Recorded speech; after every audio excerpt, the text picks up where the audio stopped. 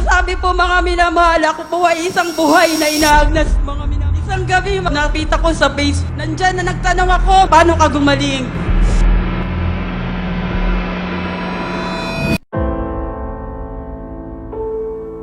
Po isang suway na anak, palamura noon. Malakas na tao, malakas, nagtitinda. Mayabang buko noon. Sabi ko, palasagot ako sa tao, kaya ko sarili ko. Hanggang sa, di na po ako makalakad. Yung damit pong kulay puti, mga halo po ang nana at dugo dyan. Di ko makalimutan na ginawa sa akin ng isang albularyo. Ito po ay nagdikdik ng silim sa langis, mga minamahal. Sa kagustuhan kong gumaling dahil ang sabi niya, kulam nga daw po yung aking karamdaman. Talaga pong walang kagalingan. Nilalangaw, pinandidirihan. Masasabi po mga minamahal, ako po ay isang buhay na inaagnas. Uminom po ako ng isang dakot na gamot. Talaga pong nagpapaalam na ako sa kanila. Ngunit di po pa rin po ako namatay mga minamahal. Nandyan na po, sabi na malakas yung dosage ng gamot na yan. Bakit may ninom?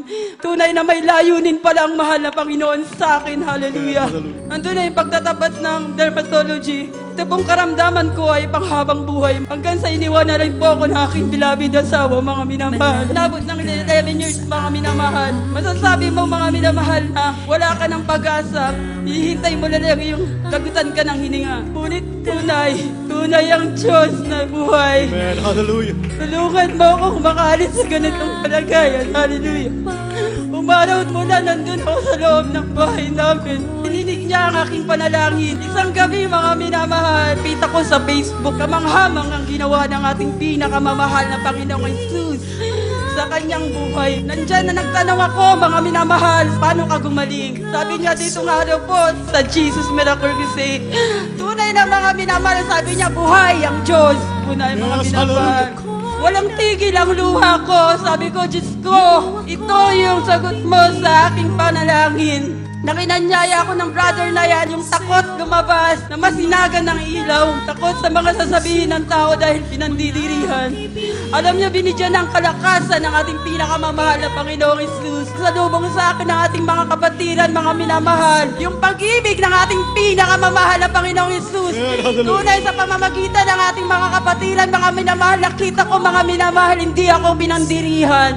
Nandyan po mga minamahal, ang tinanggap ko ang bautismo sa tubig sa pangalan ng ating pinakamamahal na Panginoong Jesus.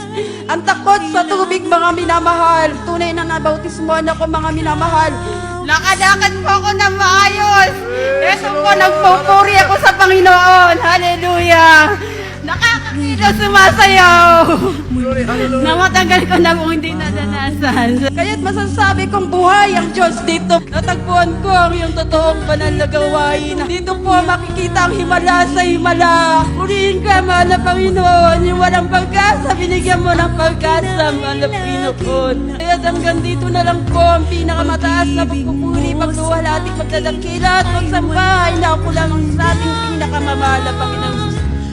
Kung dumarating ang aking kahinaan,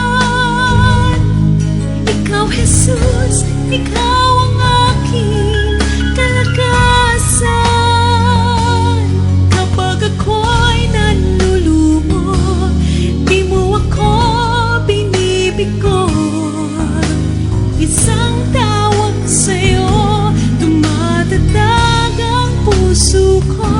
Mga kaibigan ko, ako'y tinalikuran.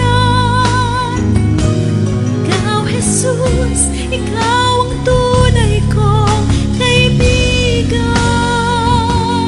Kahit ako'y nag-iisa, basta't ikaw